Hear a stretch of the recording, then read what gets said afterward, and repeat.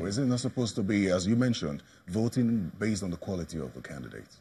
In the local elections of the states, most of the things that we have seen are actually being controlled. You know, the chairman of the state, electoral body is actually selected by the state governor. Members of that body are selected by the state governor. And then in most cases, they are just going to do the bidding of the state governors. And this is the same with every state in the country. It's quite different from the federal, the INEC, that has a more aggressive, more legitimate kind of selections and the more rigorous process that they go through. So it's a little bit different. And that's why in every state of the federation that you can see, they just have a sweep. As a matter of fact, in Nasarawa State, for instance, in the local government elections of maybe, say, 2009 or so, we really didn't even have any election. We just had selections. We just had a governor that decided, who will do this, who will do that. And that's pretty much what is happening in most of these. But is there a solution in sight? What's your what do you propose as a solution? Before you bring yours in, the issue of election reordering and having the presidential election come last was an issue at the early stage of the Electoral Act amendments. It was eventually dropped. Or would that have been a solution? The solution has to do with what INEC has started at the federal level. You see, the 2015 elections, with the introduction of the card reader, with the introduction actually of all the technicalities that they have done, had made it much easier, for us to be able to have a more legitimate elections, where every state you will have 50 to 60% of the voters maximum that voted. But you see, in the past, where we didn't have that, you will see in some states you had more people voting than actually the number of even registered voters at some of the polling units. That has changed with the introduction of what the INEC has done. So if we transit that from the level of INEC down to the various states, where we are introducing technology, and then reading of all these aspects of voting, then you will see all this transition also going there. So you don't think that reordering the election and having the presidential election come last would have possibly solved the bandwagon effect? I really don't think so, because I don't think it is the same in every part of the state.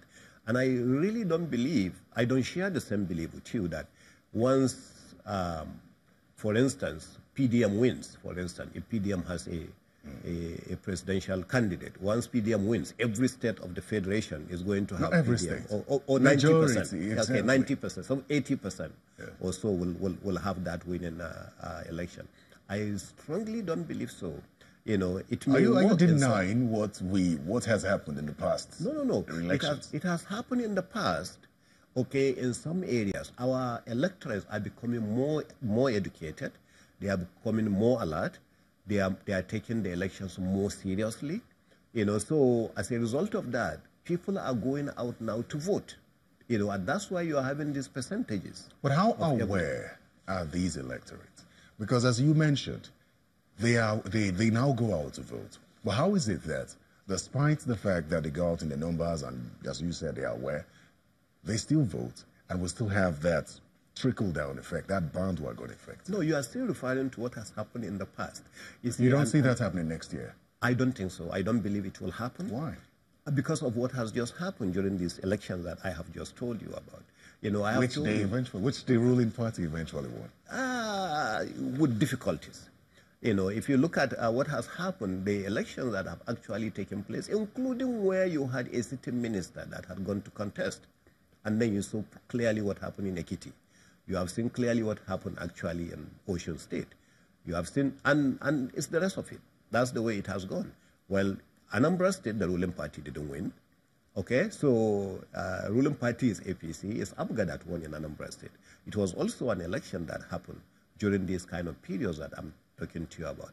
So, yes, it is going to be, but it's not going to be like what has happened during the bandwagon effect, the way you are talking about it. There are some other suggestions that have been posited to help curb this bandwagon effect. One of them is independent candidacy. Do you think that will have any bearing on the bandwagon effect? I have no doubt if Nigeria brings about an excellent candidate, that is able to show credentials, records, and a plan for better Nigeria, that person has the capacity to win elections in Nigeria.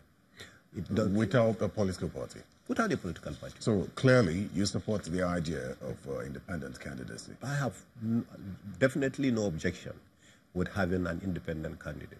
The aspect of having party elections, one is extremely expensive. It's extremely expensive to go this line of primary elections and going through all the campaigns or through that. So if you have an independent candidate that is credible, that can come and contest election, I have no doubt that that person has a very good chance of winning election in Nigeria. We'll talk more about where we draw the line between party promises and that of the candidate. But then, still talking about solutions to the bandwagon effects. Some say a two-party system will also be useful or helpful. What do you think? We have tried that before. Okay, we have tried a situation where you had two-party system, where you just had the NRC, I think, and SDP or something like that. I wasn't in the country. And you still had all kinds of crises. It was the time you had the Abiola crisis, during the military era and the rest of that. And I think to a certain extent, even the advanced countries where you have, say for instance, where you have the Republican and the Democratic Party in the US, you still have the Green Party and they still win some seats. You still have independent candidates coming out, they still win, they have very good chances of that.